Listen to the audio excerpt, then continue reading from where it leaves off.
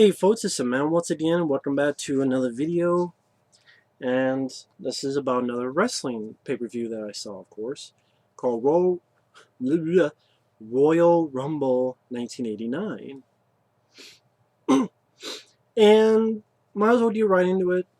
Trying to make these shorter so they're not 50 minutes of talking about something that you can just watch if you don't watch for 50 minutes. You had a 2 out of 3 falls 6-man tag team, which was kind of weird.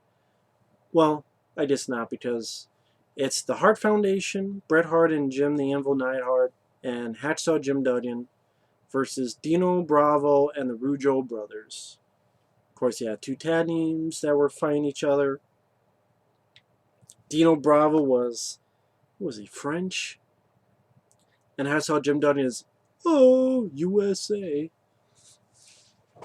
And pretty much what happened was Hacksaw Jim Duggan was able to pin one, a Rougeau, because he was able to toss Bret Hart onto the guy. Then he tossed Jim the Anvil Neidhart onto the guy. He was able to pin him.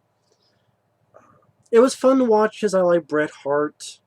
Although he got beaten up a lot in this match. It's like, okay, of the three guys, you're the one that's going to get beaten up a lot. Which, you know, liking Bret Hart, that sucks. But, hey, it is what it is.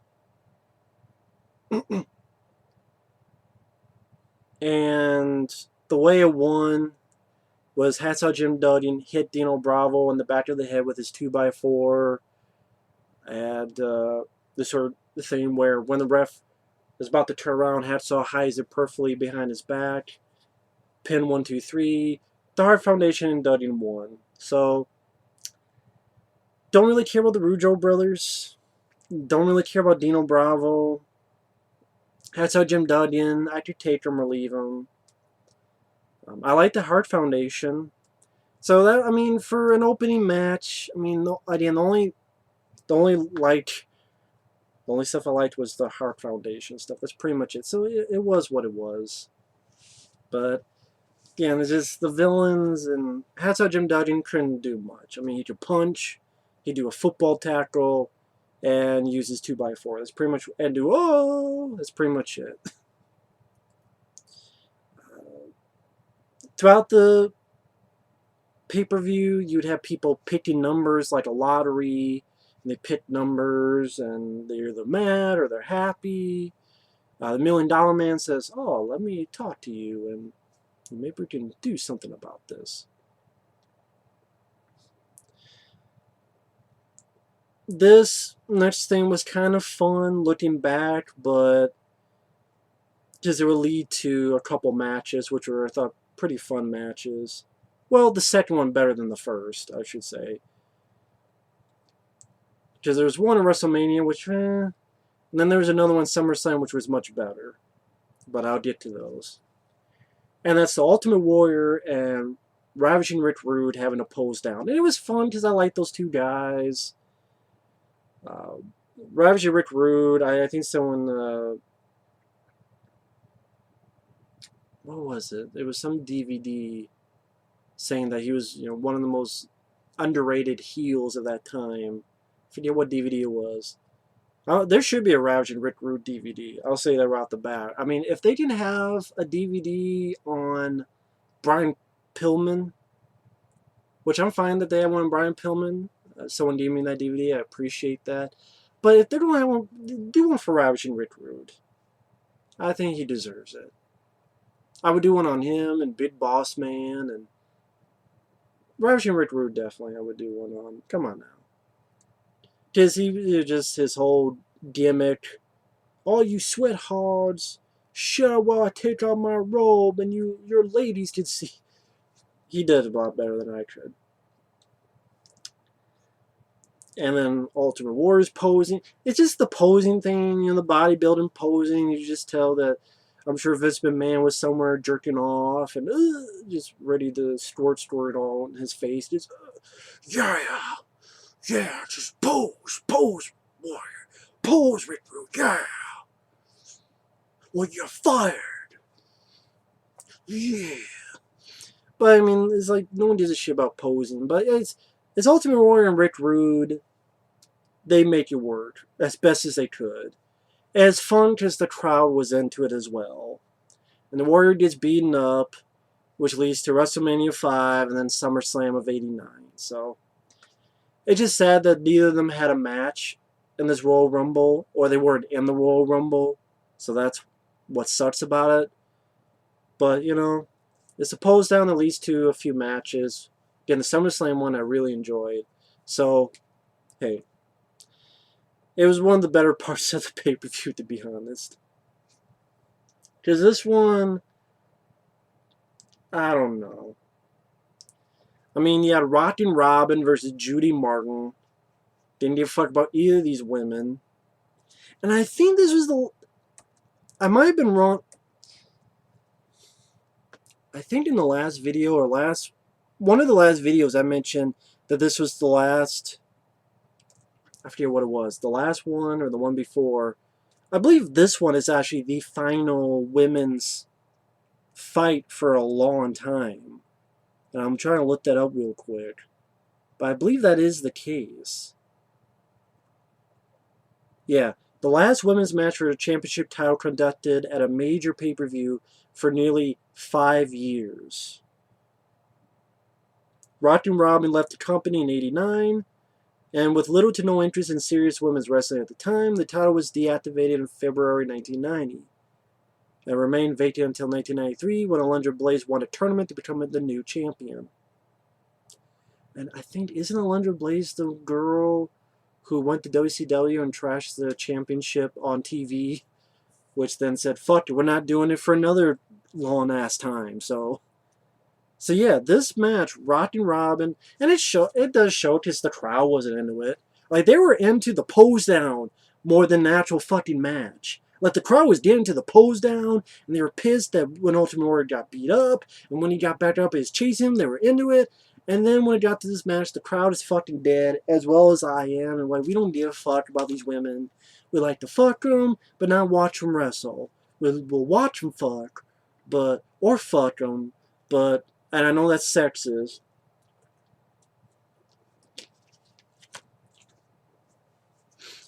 Just they were not good wrestlers, and it was boring. And then the next one, Haku versus Harley Race. It was also boring. Harley Race was too old at this time. He was slow. Haku, I mean, from what I understand, he was... A lot of the wrestlers would say he was the most dangerous guy to not fuck with. But hey, maybe he just could not do much with Harley Race. It was, you know, very boring, slow. It felt slow, and Harley Race was too old and too slow. You get some promos before the Royal Rumble.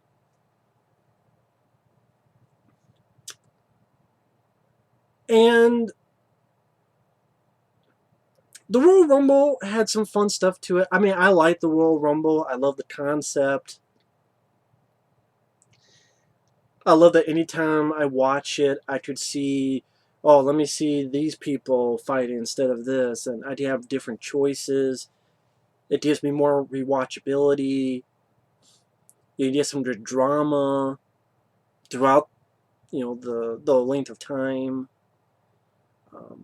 Because honestly, the other matches weren't much of shit. I mean, the first match, Heart Foundation, I liked them, but not caring about the Rougeaus or Dino Bravo, whatever.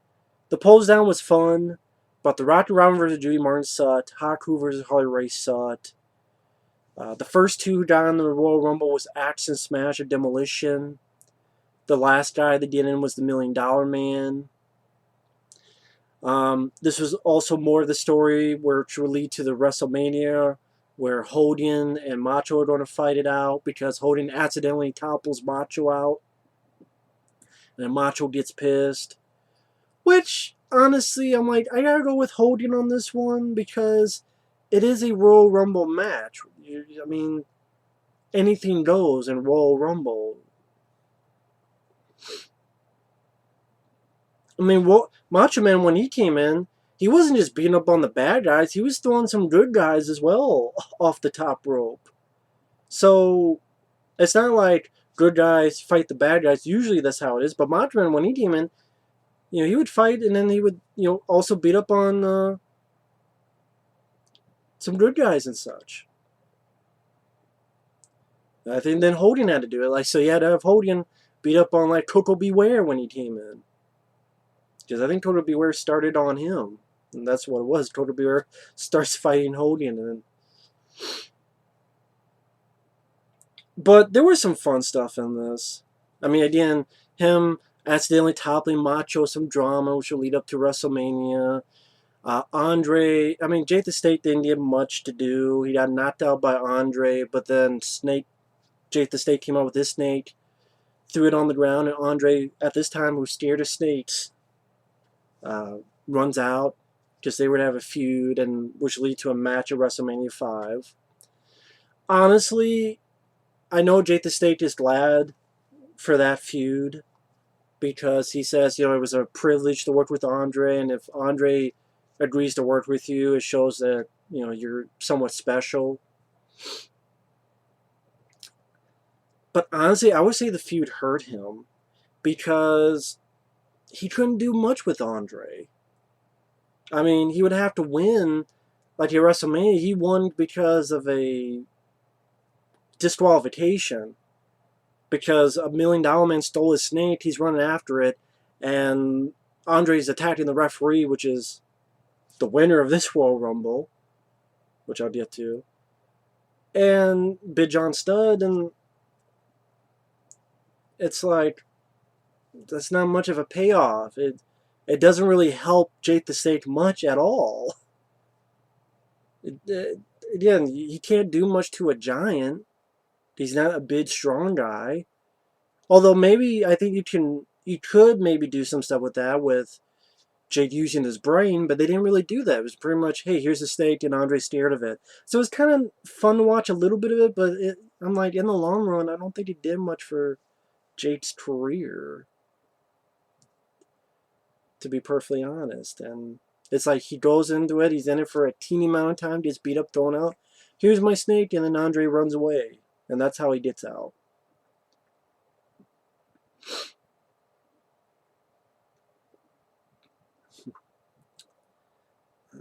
But Shawn Michaels was in the Royal Rumble. He had a good showing. Macho did some stuff, took out Great Valentine, helps to take out Shawn Michaels. Hulk Hogan did have a good showing. He took out like 9 people. And again, Hogan was right in this instance. It's every man for himself. He's dumping out Bad News Brown, and Macho, he was dumping good guys as well. So why is it that Macho can dump out the good guys, but Hogan's dumping out a bad guy, Bad News Brown, and Macho got in the way? And it's every man for himself. It's like, I can't really disagree with Hogan in this instance.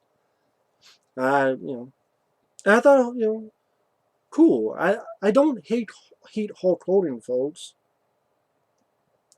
Sometimes in these videos it may seem like I do, but when I got into wrestling back in the day, that was the guy I liked the most. I grew up as a Hulkamaniac, I will admit. As time has gone on, there's other people I grew to like more, like Macho, like Jake the Snake, Ricky Steamboat, Stone Cold Steve Austin, and The Rock, but I still respect what Hogan did for the industry, and I still liked his presence and his promos, and he knew how to work a crowd. It just, sometimes looking back, I can see the politics. I mean, you can say that for a lot of people as well, like, people could bring up a lot of stuff, but again, it's just me going through it, but this one, but there was still some good stuff. I mean, his match with King Kong Bundy was fun in WrestleMania 2. He did the best they could at WrestleMania 3. Like, it's just because Andre couldn't do shit. I mean, even that, again, the headbutt, he's clearly not hitting it, but we're supposed to believe that Andre hit it. The pull with his headbutt, it just didn't work. But I mean, Hogan does some cool stuff, some fun stuff. And him, take out 9 guys, I'm like, he should. He's the hero. But he doesn't win the Royal Rumble. That would be, I think the next year he would win the Royal Rumble, I believe. 2 years in a row. I could be wrong. Yeah, I think it's 90-91 he won, and then I think 92 Ric Flair won, which that's a fun one.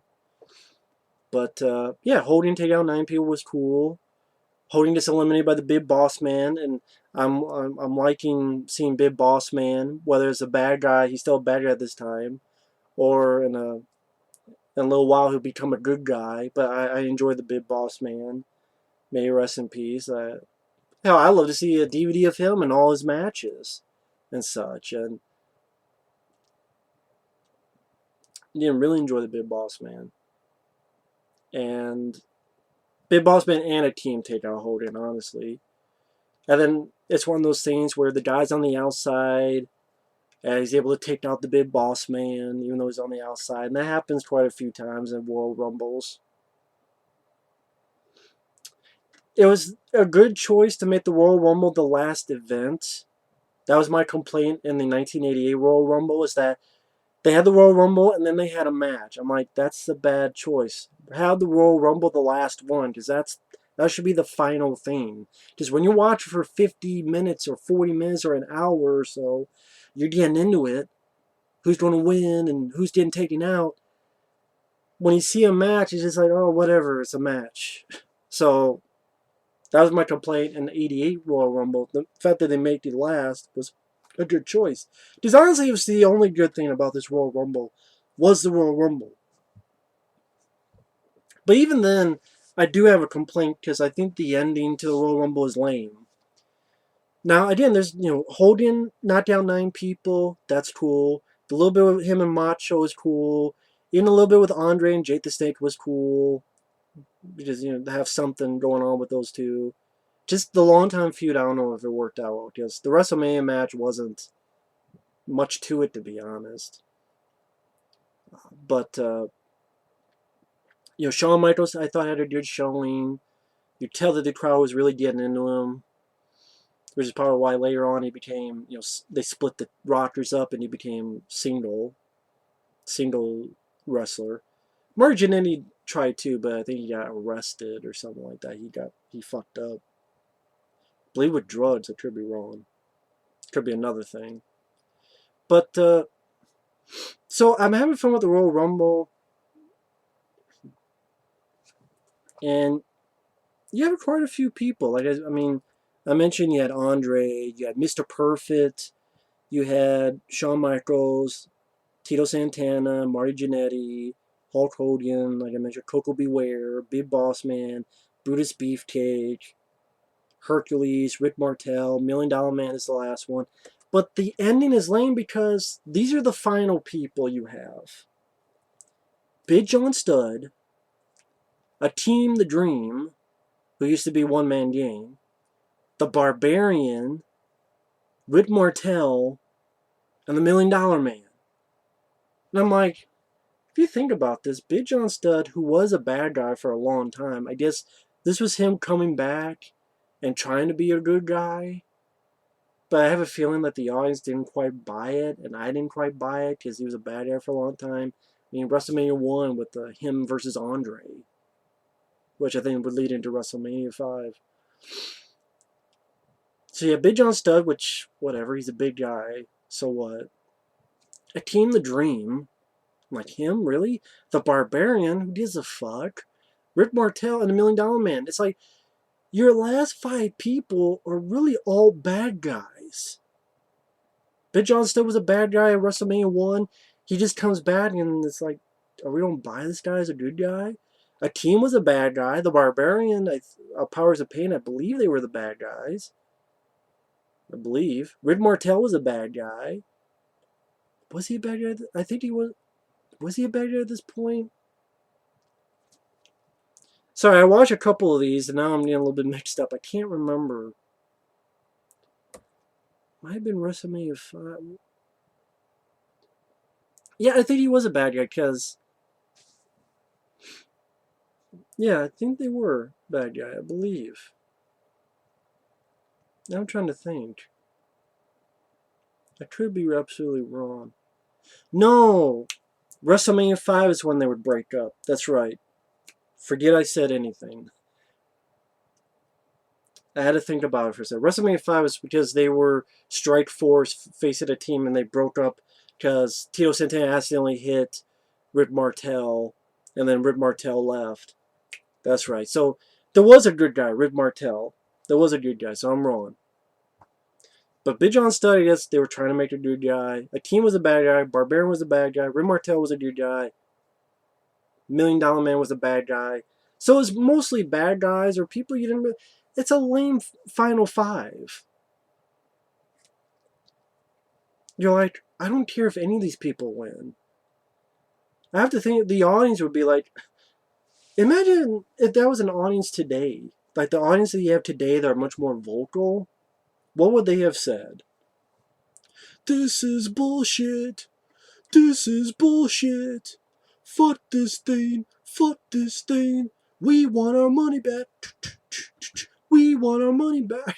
Do you imagine that? Like what they did with the... I forgot what Royal Rumble that was. But man... With the... But yeah, I mean... Big John Studd wins. And you're like... Really? You don't have Big John Studd win? Why? I don't understand why you have Big John Studd win. I don't really get that. I don't really understand that. And it really didn't amount to anything. He became a referee in the Andre versus Jake the Snake match. And I'm like, you could have had Jake the Snake Roberts win a Royal Rumble. Give him something. Or have Macho Man win the Royal Rumble. But I just, now you can't have that because the story they're going with. I guess you couldn't have Jake the Snake win because the story they're going with as well. Hell, it would have been nice to have Ultimate Warrior come in and win the Royal Rumble or something. Or, I don't know, just Big John Studd. Just, it's like, really him? And so, I mean, honestly, this Royal Rumble, kind of a lame Royal Rumble. I mean, I like the Royal Rumble match, other than the last 5 are kind of weak sauce. But the rest of the Royal Rumble match I enjoy. So I'll go back and watch this Royal Rumble for that match. Or that, not match, event. But the other matches, they were pretty weak. They were pretty lame. A women's match that, you could say it was so fucking bad they decided to quit for 5 years. But I mean, it was the last match for like 5 years for women's. Harley Race versus Haku, yeah, that's a match everyone's going to fucking remember. So yeah, it was pretty lame other than the Royal Rumble. And even the Royal Rumble, the ending is like, it's Big John Studd. Someone that no one gives a flying fuck about. No one gives a flying fuck about Big John Studd. That'd be like if, I'm trying to think now. God, I'm trying to think now, shit.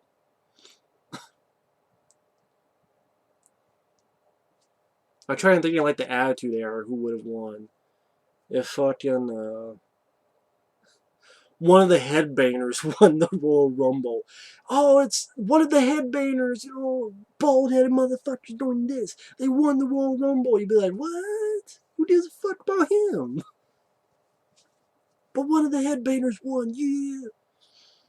They'd be like, this is one of the Bushwhackers won. It's like, one of the Bushwhackers won the Royal Rumble. What the fuck? Why? Same with Big John Studd. Why?